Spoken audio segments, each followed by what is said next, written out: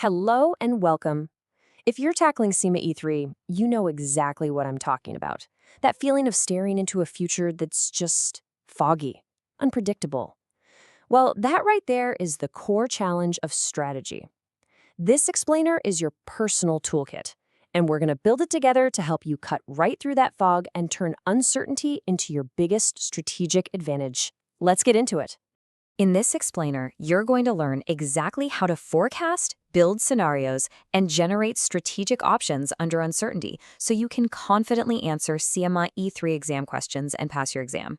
Seriously, by the time we're done here, you'll have the confidence to walk into that exam hall ready for absolutely anything they throw at you.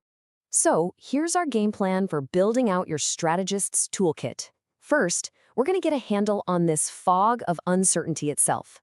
Then, we'll add our tools one by one. Forecasting to light up the path ahead, real options to give us flexibility, game theory to outsmart our rivals, and scenario planning to get ready for multiple futures. And finally, we'll grab our telescope and learn about Foresight. Okay, let's get straight into it. Before you can even think about building a strategy, you have to understand the world you're playing in. And more often than not, that world is wrapped in a thick fog of uncertainty. This is the core problem every single E3 strategist has to learn how to solve. So what do we actually mean by environmental uncertainty? Well, it's just the sheer unpredictability of the world around us.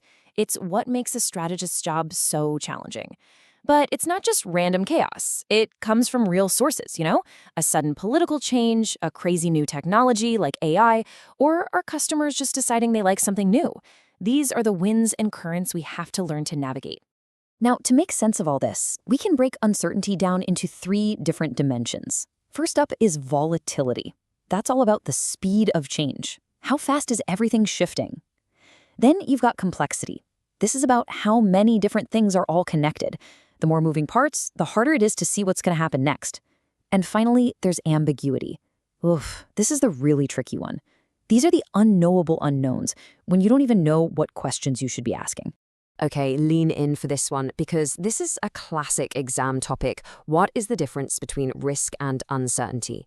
Risk is something you can measure. Think of it like a known probability, like you know from past data that a machine has a 1% chance of failing. But uncertainty, that's unmeasurable. You can't put a number on the chances of your biggest competitor launching a game-changing product out of the blue. Getting this right in your exam answer is an easy way to pick up some crucial marks. So to manage all this, we first have to figure out what level of uncertainty we're actually dealing with. And the uncertainty matrix helps us do just that. It basically plots what we know about the issues against what we know about the outcomes. If you know both, great, you're at level 1, a clear enough future. But as your knowledge drops, you slide down to level 2 with a few alternative futures. Then level 3 with a whole range of futures. And finally, level 4, true ambiguity, where the path forward is a complete mystery. Let's make this real. Just look at the television industry. The change from black and white to color, pretty predictable. The jump from those huge, bulky TV sets to flat screens, a bigger deal. But the real level 4 uncertainty, that came with a shift from watching what was on TV at 8 p.m. to streaming whatever you want, whenever you want, on your phone. That didn't just change the product, it blew up the entire business model. So the fog is thick. The ground is shifting beneath our feet. What do? We don't just panic and start guessing. We start by asking the right questions, smart questions, like what are the real forces driving change here? Or what completely new business models could pop up? Or where do we actually create value for our customers? This is the real starting point of strategy. Okay, now that we understand the fog, let's pull out our first tool to start cutting through it, forecasting. I want you to think of forecasting as your magnifying glass. It uses what we know about what's already happened to get a much clearer view of the path immediately in front of us. At its heart, forecasting is all about using historical data and trends to make educated guesses about the future.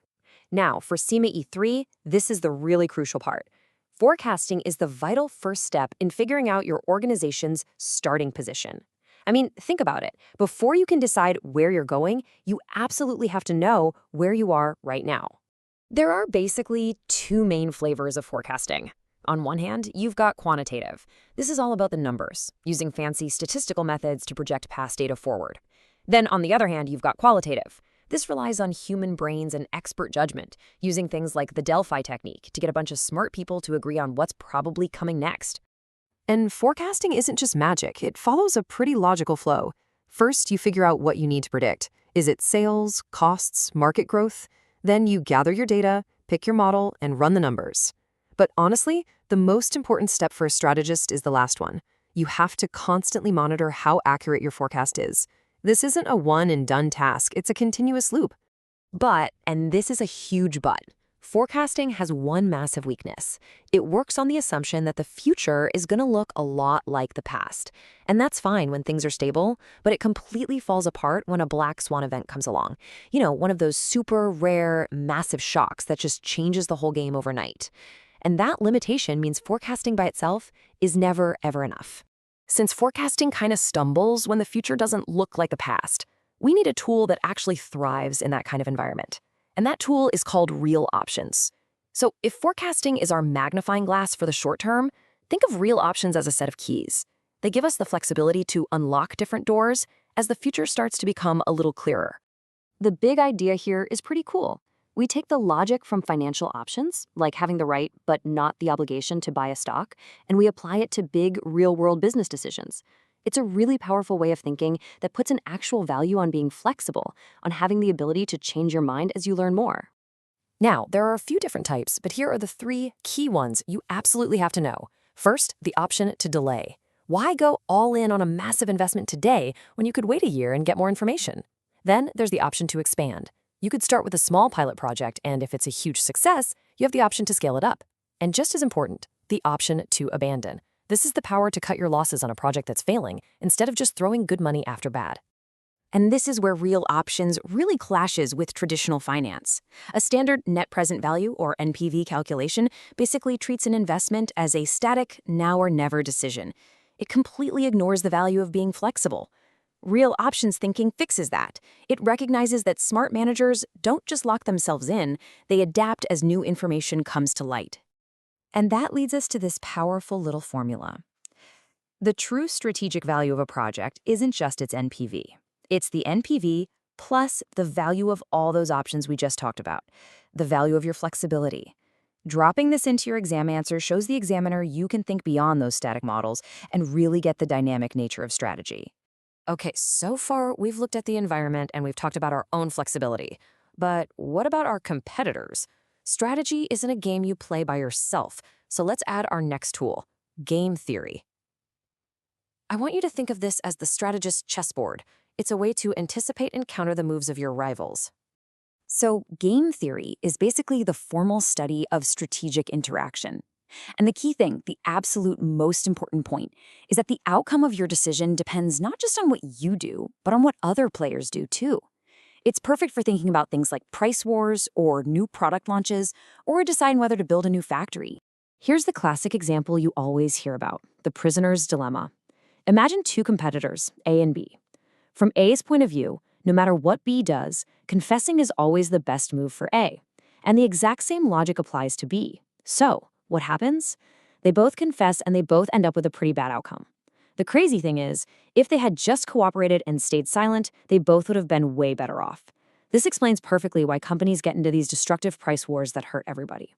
But game theory gives us way more than just the prisoner's dilemma. It gives us other really useful concepts, like strategic signaling. That's when you take actions to send a message to your competitor.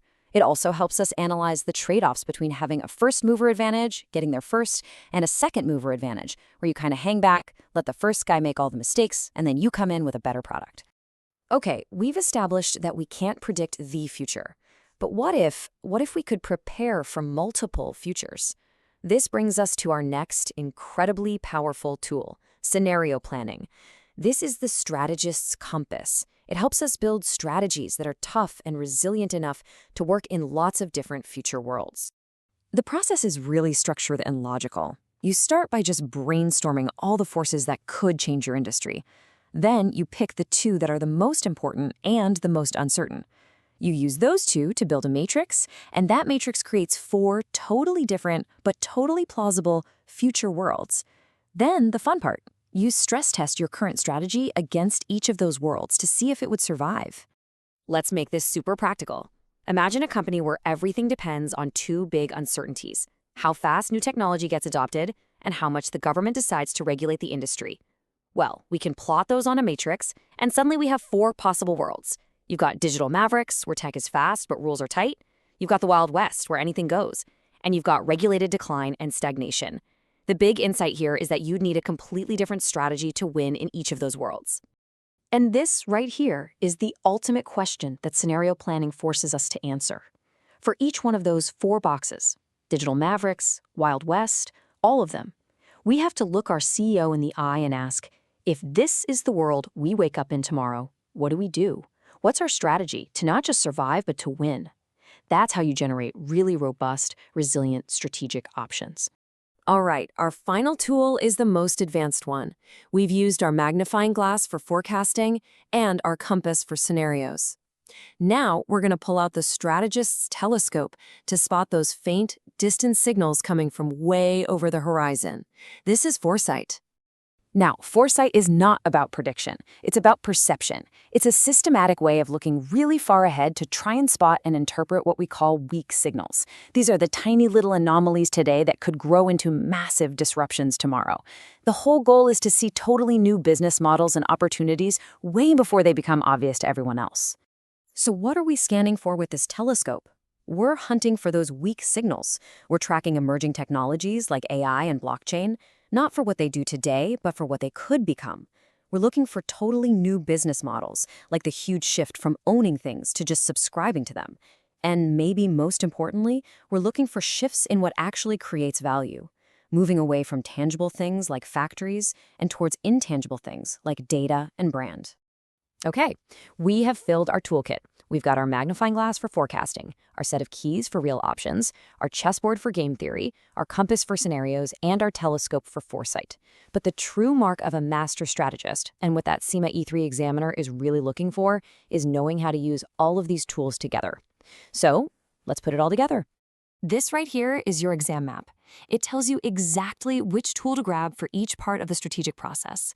So when a question asks you to frame key strategic questions, your brain should immediately go to foresight and scenario planning. If it's about diagnosing your starting position, you're going to use forecasting and trend analysis. For the future ecosystem, it's all about scenarios. And when it's time to generate strategic options, you pull out real options and game theory. This is the integrated framework that's going to make your exam answers shine. And that's it. That is your complete toolkit for mastering strategy under uncertainty. You now understand how to forecast uncertainty and generate strategic options using real options, game theory, and scenario planning, which is exactly what CIMA E3 expects. You've got this. Go into that exam with total confidence.